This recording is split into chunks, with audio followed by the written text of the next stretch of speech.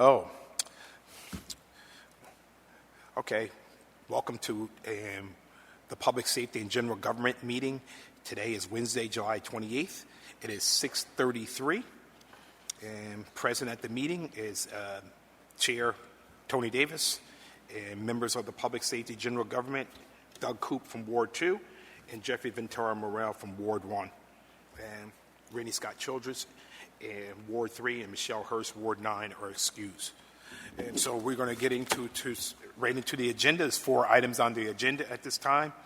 The first item on the agenda is Board of Assessment appointment of Chairman Matthew Branford. And the committee report reads, appoint Matthew Branford to the Board of Assessment Review with a term ending 9/30/2026. Motion for discussion. Do we need Second. Second for discussion? Any discussion? Well, I think Dan Baker, I will go with Dan Baker's recommendation. Dan has worked with him for a long period of time during his first term. Dan is very happy with him. Everything I've heard is good. So I feel very comfortable seconding this motion. Okay. So we got a motion by Jeffrey Ventura Morel, and second by Doug Coop. And all in favor of appointing Matthew Branford to the Board of Assessment Review with a term ending 9/30/26. Aye. Okay. First item. The next item, no parking. And with this creation of that the no parking zone on the north side of Lindeman, which currently runs from Navarro Street to Hewitt Place, be extended from Hewitt Place to the property line between 71 and 73 Lindeman. This stretch of the road is narrow and creates potential hazardous conditions in the area with 3 intersections in short distance of one another. Hewitt and Lindeman Delta. And this is coming from Rennie Scott Childress, Alderman in Ward 3. So, motion? I move it. Move it. Second. Doug Coop, second by Jeffrey Ventura Morel. All in favor? Aye. I just have to write that one up, that's all.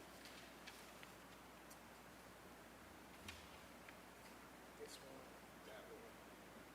The next item on the agenda is, I'm going to jump, so we have some, I'm going to jump just to the 4th item on the agenda.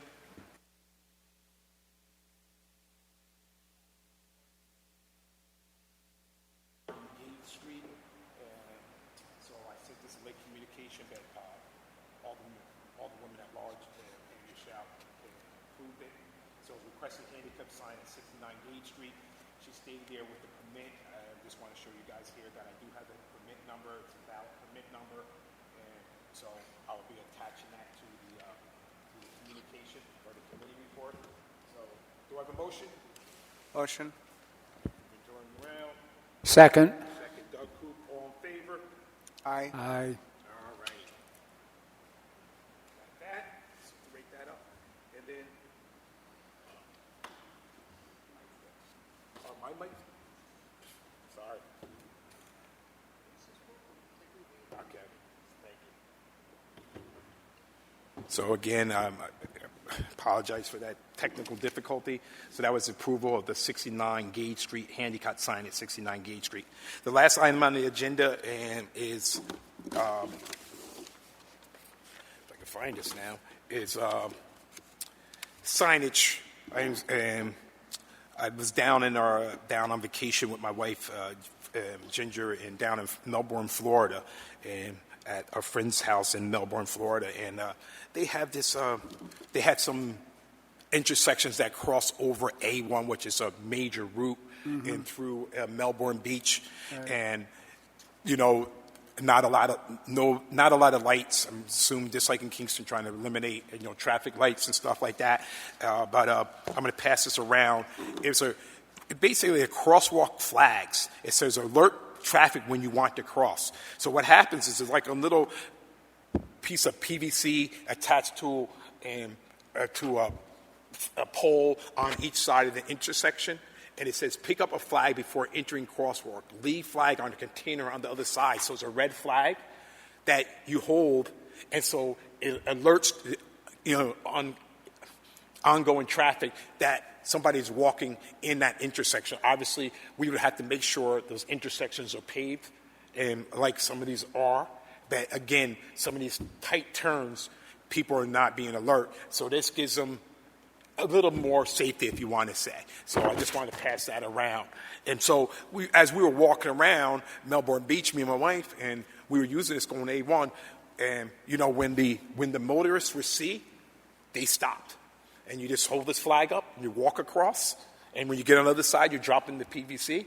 And, so it's probably, where I noticed is like at least 2 flags on each side. So if you come up and you pick up one, you go to the opposite side. At least there's one if somebody wants to come back and back and forth. You carry it across the street. You just carry it across. All we did was hold it in our hand. It's nothing special. You just hold it in your hand, holding it up as you walk.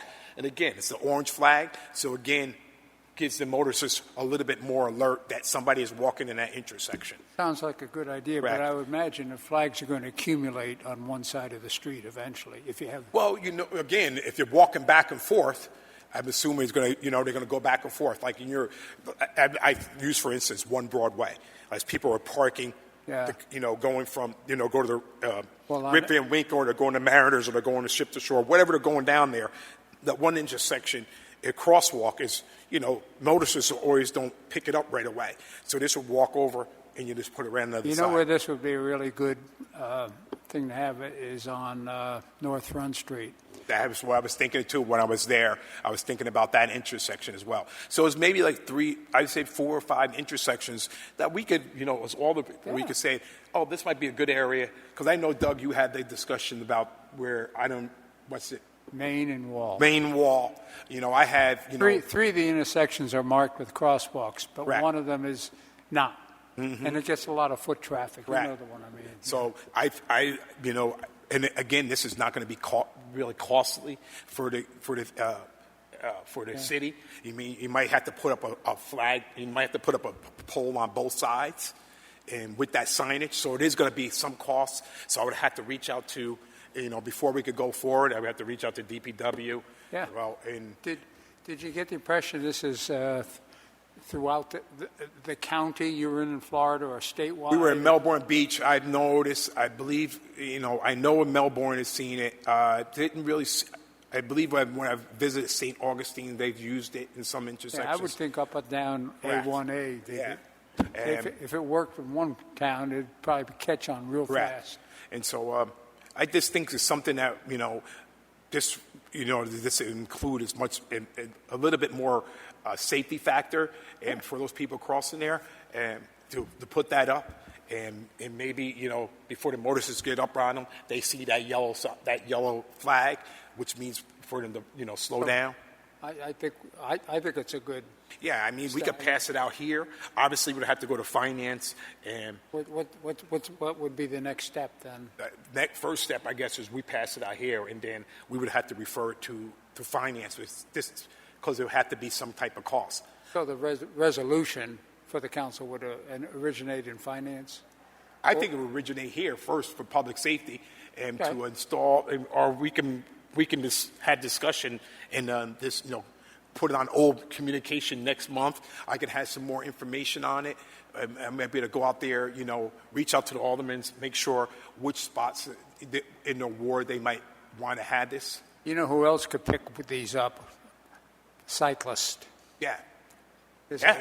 a- Again, another cycle, so they're going across. They can just I pick see it up a and move lot around. of cyclists now, Yeah. and e-scooters and e-bikes, and there's a lot more of that traffic. Yeah, and it's So they're yeah, crossing it's the dangerous. intersection, Right. not walking.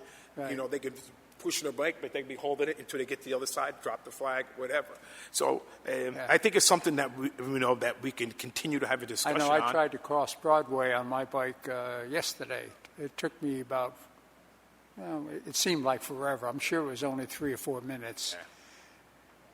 I like the idea. I think it might be better to come up with a list of which intersections, yes. before we pass it, Okay. so we know exactly where it's going. So I'm just going to put, we'll just have it for old communication. We won't do anything Okay. with it right now. And I'm just going to put some notes, find out, and from all the persons right? Intersections in their wards, right?